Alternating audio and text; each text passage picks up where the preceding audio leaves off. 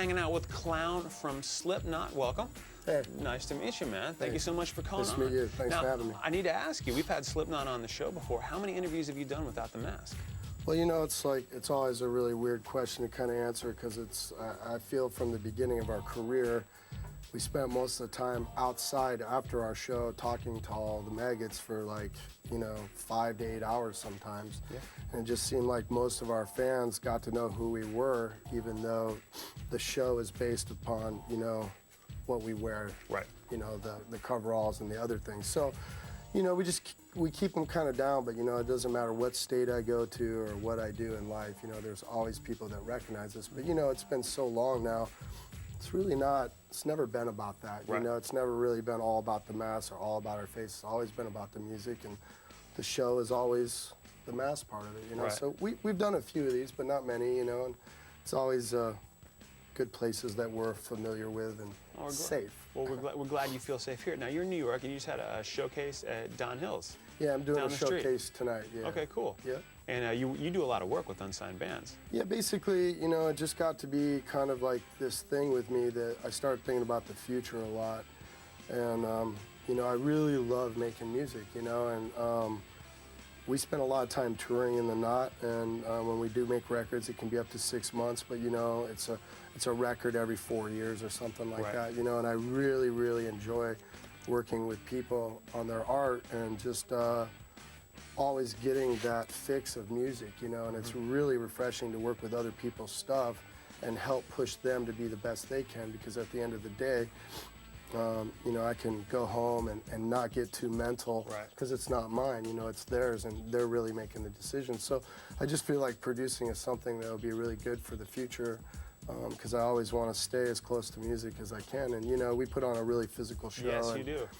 I probably won't be happy until I'm broken half or something and can't play live anymore anyway one day. So that's kind of where we're at. You get in that mindset. Now, on the DVD, we see you literally trying to break yourself in half. Yeah. And there's a lot of those random bits of touring and recording. And I want to ask you, on the video, whenever it shows you in the movie Voluminal, did I get it right?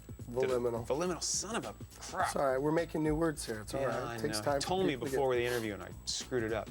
Yeah. But in the DVD, whenever in the movie portion, when people are talking to you, you don't have the mask on. It's blurred. Right. But then in the DVD interviews, you don't have the masks on. Yeah, I think that's a really good question, because it's people are always questioning, I guess, the integrity of what is what is behind all this madness, the blurring, the not blurring, and this and that. But it's really, again, it's as simple as this, when we put our thing together, the show is one thing, and it always stays that.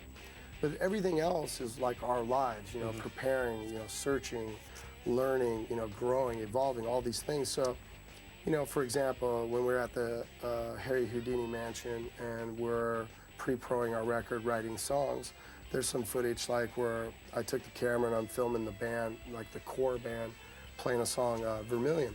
Right. And, we chose to blur it because it's really an intrusion that, that's our safe place. And I kind of broke the veil a little bit by, grabbing a camera and trying to show everybody, those kinds of things that go on. Right. But because I was intruding, because we have a pack, we need to work, and we don't want any outside, interruptions or whatever. Even from the inside, it's a big Yeah, deal. it's too hard when you're digging really deep to get it. So it can really, you can see some people turn their back to the camera and stuff, and that's because, you're trying to feel safe within the creation, and when you got cameras and these things. But to get back to the question, in the film, when we're watching it, it just made more sense to understand that it was an intrusion, and to respect that art and continue to do what we've always done. Cool. We're actually going to take a look at it right now. Sure. Yeah, here's a clip from the DVD, Voluminal.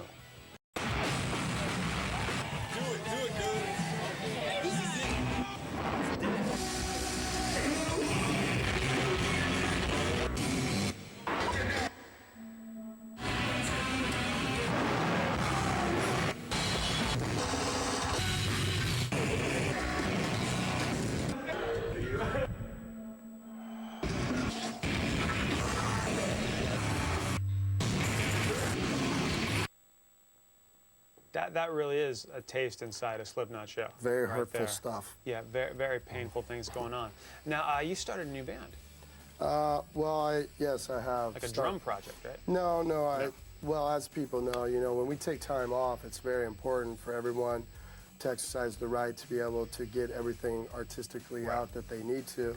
In the past, that was always a difficult thing to get our heads around, but as we grow and evolve in this business and understand who we are more, we just continue to get it all out because for Corey, for example, he writes a lot of songs that maybe he would never bring to Slipknot, so it'd be a disadvantage to all the fans out there, I think, if they didn't get to hear everything that an artist, Corey, would write. Same with me, I stand up and play drums in Slipknot, but I sit down, play traditional kit, and it's something I've been wanting to give the kids forever. So I have a new band. I don't have a name for you because it's just a little premature. Right. But I will say that it's going to be really good and a lot of fun, and I'm really excited about it. I haven't been this excited probably with music that I've been performing in since I started the Knot, with the guys. So it's kind of come full circle. I feel it's my time to step up and sit down and lead the band a little bit with some drums. So that's really cool. Speaking of names, you brought your son with you. Yeah, I brought my son. He very cool name. Yeah, Gage. Gage, and where's that from? And it is from Pet Cemetery. Nice. So I remember it well when my wife and I were watching it, and she just kind of looked at me, and we were both kind of excited that this child had all this power and kind of turned the whole movie around. And she just looked at me and was like, if we ever have a boy, it's got to be Gage. I was like, cool. And then soon enough, there it was. So that's really cool. He's downstairs. What's up? All right, man. Hey, Clint, thank you so much for stopping by. This was thanks really a lot. cool to meet you and have you here talking to us. I just want to say hi to all the Slipknot fans out there. It's been a while, but rest assured it's coming soon because the anxiety is starting as much as I watch that here. So we'll be back real quick, and we're really looking forward to it. So they're a devoted bunch. It's going to be a good next couple of years, man. We're going to show everybody really what it's all about because right now it's a little boring. It is, and I agree. It'll be worth the wait. All right, coming up after this, we're gonna fill you in on things you missed whilst you were in school, and the sauce will be right back. Clown.